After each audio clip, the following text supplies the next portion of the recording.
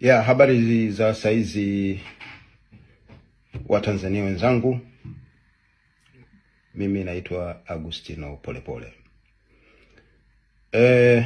Nimepata summons kutoka jeshi la polisi na ujumbe huu ni moja kwa moja kwa jeshi la polisi. Mmenitumia summons, imefika nyumbani na nimeiona mtandaoni. Katika summons hiyo mmesema nimemtaja afisa wa polisi ndugu Mafwele, na kweli akati mimi naieleza jamii ya Tanzania na kimataifa kwamba mdogo wangu Humphrey Polepole ametekwa na ndugu Mafwele, sikujua kama ni afisa wa polisi.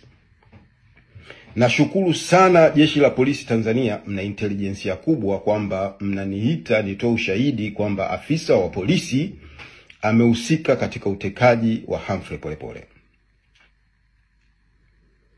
Sasa basi, kuna maswali mengi ya kujiuliza.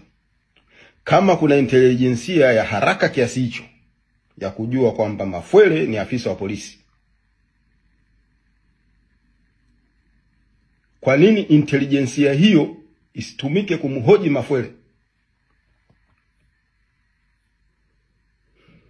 Mimi najua na nyinyi mnajua, jeshi la polisi Tanzania, sio jeshi, ni polisi Tanzania, mnajua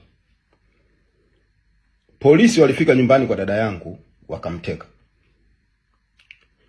na walisema wanamtafuta Humphrey Polepole.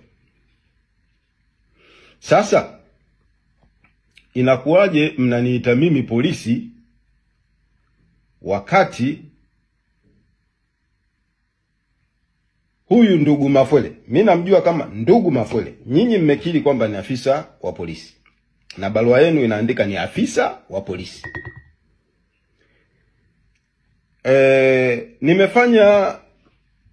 Nimefanya utafiti mdogo mtandaoni.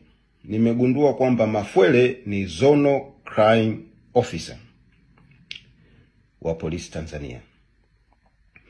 Sasa ninapokwenda kuripoti polisi Tanzania, atakeni hoji ni Zonal Crime Officer.